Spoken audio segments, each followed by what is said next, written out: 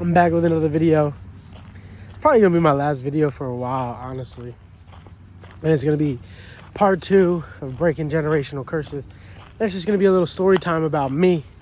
And like, you know, kind of how I feel and how I believe and what I was meant to do, and maybe people are gonna relate because I know people are going through it, and I feel like any time period, you know, listen, I say this, let's just start the video. So, Things Fall Apart, Chinua Achebe. I always, you know, it's kind of destined I had to read that book, right? Because Things Fall Apart is basically about the Igbo perspective of a Nigerian tribe about them getting colonized, you know, and basically the Igbo tribe, you know, what the book is trying to tell you is that, you know, the Igbo people, their ways might not have been the best. So that's probably why they went to Christianity, or some of them, right?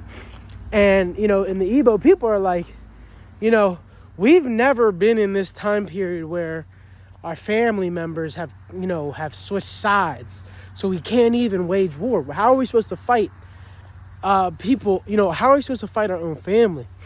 You know, if our ancestors never experienced this, what the fuck are we supposed to do? And I say that to start this video because look at the times we're living in. It's a metaphor for today's time. Everything's a metaphor. Words carried through time. You know, the same quote that I just said right now is going to be the quote of the future, and then you're going to think it's from the future because that's just how the time works. And then it's going to be the past when the time resets, and it's going to be like our ancestors from the future, but we're in the past. You know what I mean? Little rant. But I say that because, you know, I really believe, you know, generational curses, right? Breaking generational curses, trauma. You know, like I said, I feel like I don't know, you know, sometimes so I got to talk about me. You know, I'm in a phase right now where I'm like accepting, because let's just break down my life, right? So my sister dies, high school. I was in that cloud, that haze, right?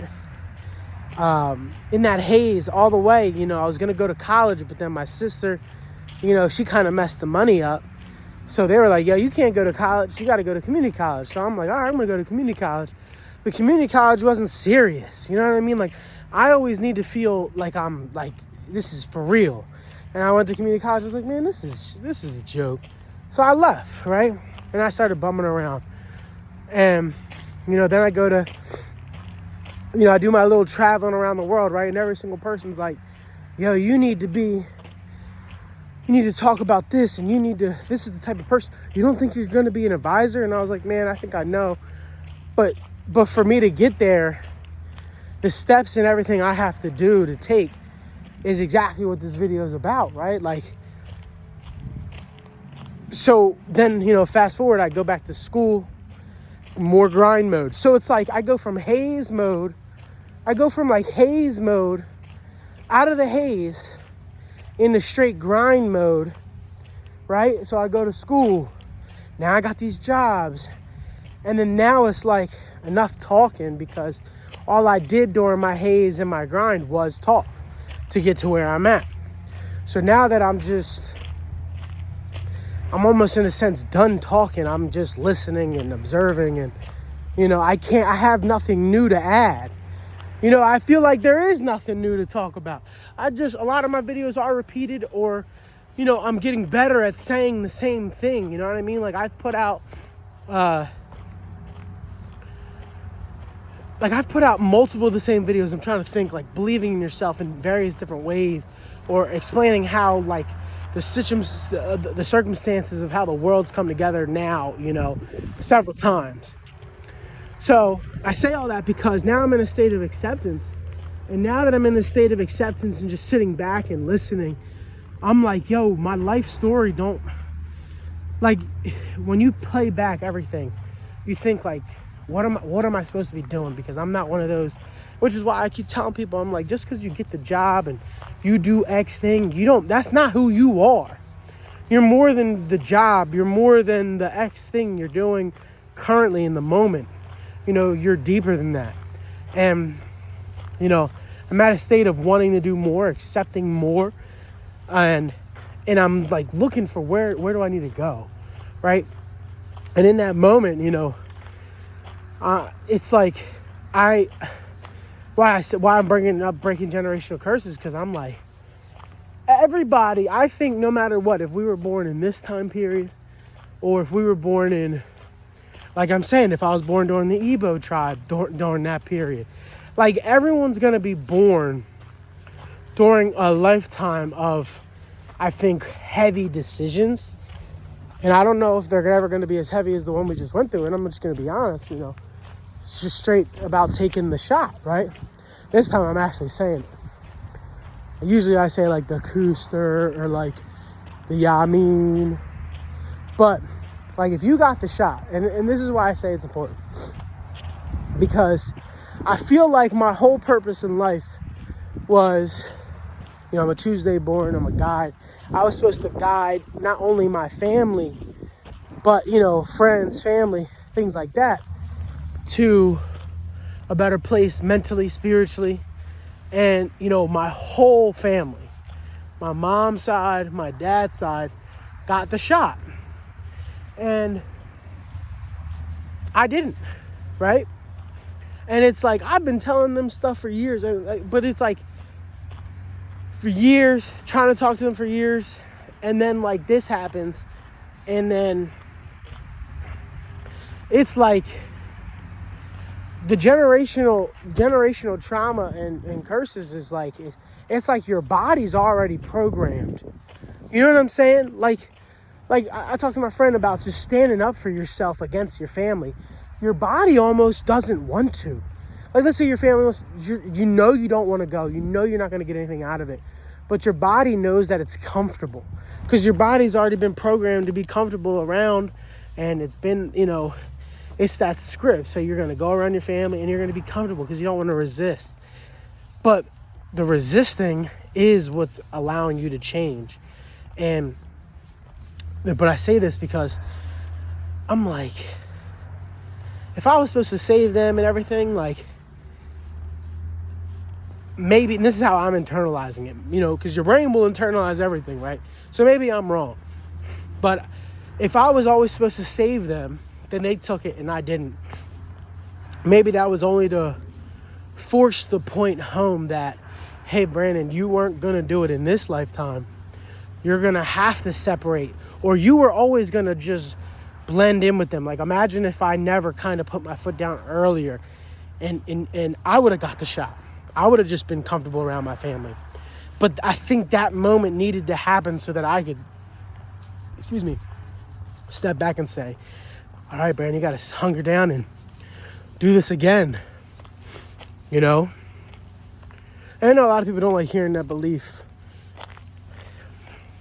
But it's just like all the signs in my life have pointed to, maybe there is like this, not in a sense reincarnation, but in a sense of like, you need to, I guess it is, reincarnation in the sense of like, hey, I'm going to be my kid's kid. So I'm like, hey, maybe I need to start and do everything I need to now. But I just think like the shot like kind of separates the spirit from the soul from the body. Because, like, even when I try to talk to him about this stuff, it's like it doesn't penetrate anymore.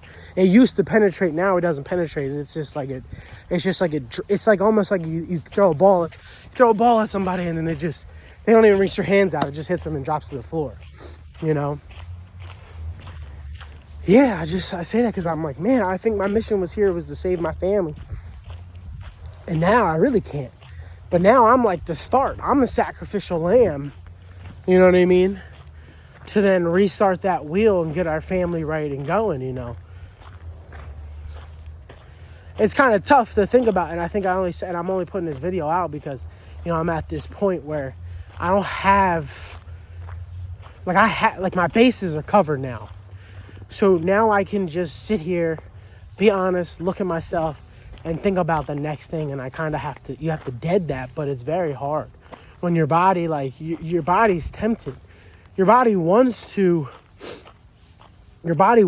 feel comfortable and just sit in that same, go through the circus every day, right? It doesn't want to fight against anything. Your body wants to just not go into the fear. You know what I mean? The fear of what I'm saying is like, even my friend saying like resisting against his family and kind of disobeying them in little ways, like you still feel that fear. You know why? Because that's a part of the separating from the curses or the trauma and the generational. Like you got to kind of set the new boundary, the new tone. And it's hard. But that's all the more reason that it is real. You know what I mean? Because it shouldn't be like that. There shouldn't be resistance. If your family was truly for you, and wanted to set the tone and wanted to be better and everything, there wouldn't be resistance. They would follow. They would be like, oh, we get what you're saying. That's in you know, kind of like, you know, in the old ways, you know, it's like the you know, you got the what's it called? The family almost like a plaque in a sense, you know, in the houses, like this is the ex-family, like they listen to the man, they following the orders. I mean, generations of the grandfather, we're listening to the grandfather. What's the grandfather saying we're doing it. Following his lead. And I'm not even talking about just male thing, anything, because that used to be, you know, Native Americans. They used to follow the grandma's lead. But there's a resistance. And everybody feels this, not just me. I know everybody's feeling it. But it's easy to just feel comfortable and just not fight because you just want to go with the flow. And then it's like in your body. Am I wrong? Like it feels like your body's even like, I just want to go over there. I just want to do this and just not fight and not argue with this and just make it all comfortable.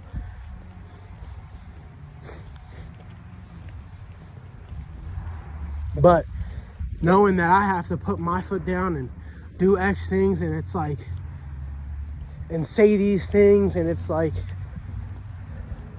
I don't even put these videos out. Like my friend, he's gonna watch this video and crack up, but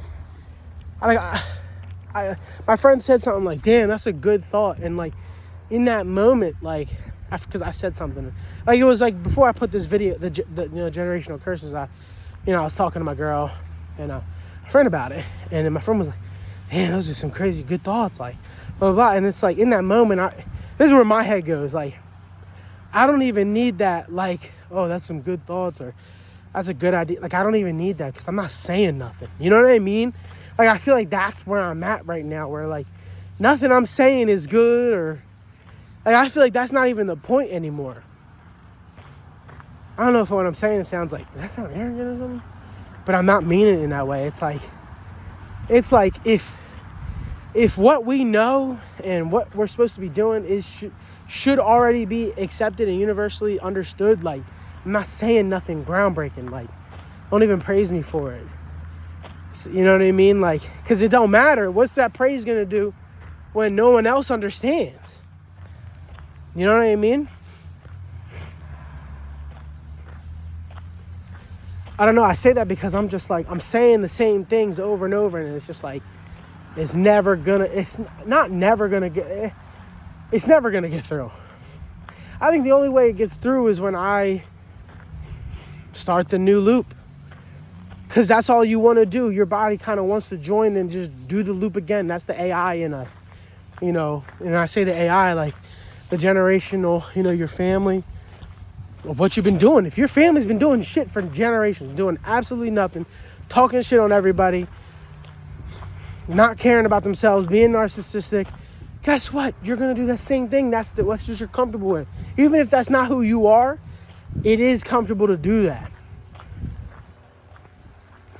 It's not until I break off and make my own loop, you know what I mean, that then I can get somewhere. Or even be at peace with myself. I won't be at peace with myself in this life. I'll always be thinking there's something more I need to be doing. Like I can't just, like I always feel like I need to learn more, do more, say more, listen more, you know, hear more. And it's just like, there'll never be enough because of what we're up against. You know what I mean? I hope what I'm saying is making sense. I hope I'm not rambling, but that's what we're up against. Like, if you're not feeling like that, it's because Everything I'm saying you subconsciously know, so you gave up. So you gave up on trying on yourself because you don't want to be different from everybody else, because you'd rather not feel that fear. You'd rather just be comfortable. There's so many people who'd rather just be comfortable in those loops instead of just saying, fuck it. I gotta create new for myself. I feel like it's just the fear. And you can't break through.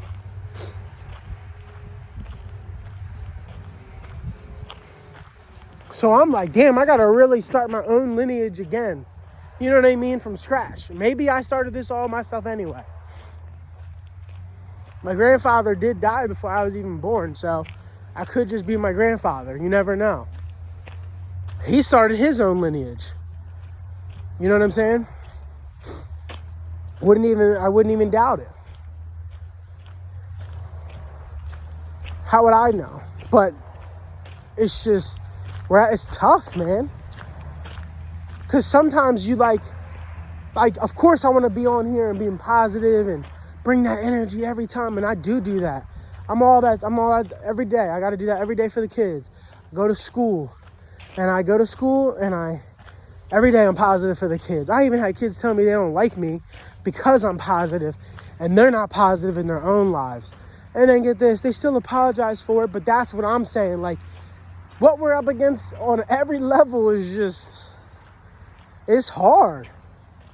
And it's just unfortunate when there's not there's a lack of understanding or denial from everybody. I think my cancer in me, or whatever you want to say in me, is just, I need you to admit what we're going through together.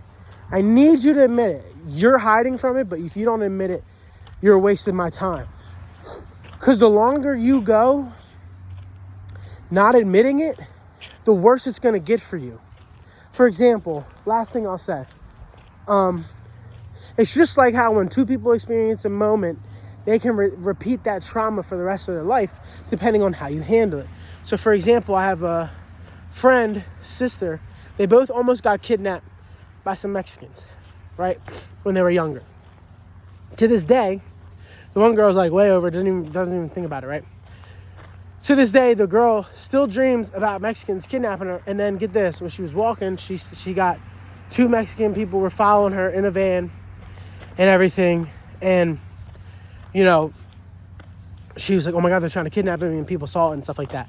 But the thing is, what I'm trying to say is that situation, I'm not saying it is not real or it didn't happen, but what I'm saying is, in a sense, it's not real, and it's just your trauma from when you were a kid replaying as an adult. And this time, it only gets harder to break. Because if you don't break it now, it's just going to get harder and harder and harder. And then eventually, let's say she hypothetically has kids, right? Her kids will actually get kidnapped. This time, it will actually happen. And it's all in a form of a lesson that you need to learn. You know what I mean? I know it sounds crazy, but it's true. It's just like, for me, if I never got over my grief, like I had grief back to back, right? I had my grandma die, and then like I remember being so afraid of death. I remember being 5 or 6 when my grandma died, and then I had to give up my dog, that I was so afraid. Like I was paralyzed by fear. All I could think about when I was 5 or 6 was dying. I literally used to be in bed, literally crying every single night. I think all the way until I was 12 years old. I'm not bullshitting. I've never even said this out loud. I mean, I told my girl, but I used to be in bed crying about dying every night till I was 12 years old. So that because get this, since I didn't learn from the fear and in the grief, hold on, I'm just processing this right now. I guarantee this is what happened. Look, I didn't process that grief, fear. Granted, I know I'm young, but then right as soon as it's 12, my sister dies, right? Mind you, I just told you I was crying nonstop till I was 12. When my sister died, then I didn't cry anymore. I haven't cried since. Why do you think that is? Now it's like at a point where it's like I can't even, like now it's just like a point where, oh, this lesson's gonna repeat if I don't nut up or shut up. You know what I mean?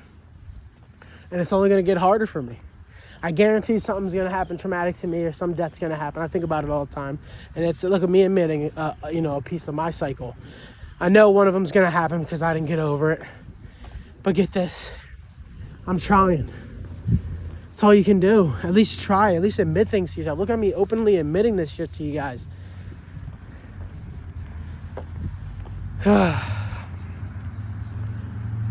Trying, man. Trying to be the leading by example. All right. I know. Happy Thanksgiving and shit. I love y'all. I feel like this video was good. I feel like it was deep. I hope you guys resonated with it. If not, see you the next time.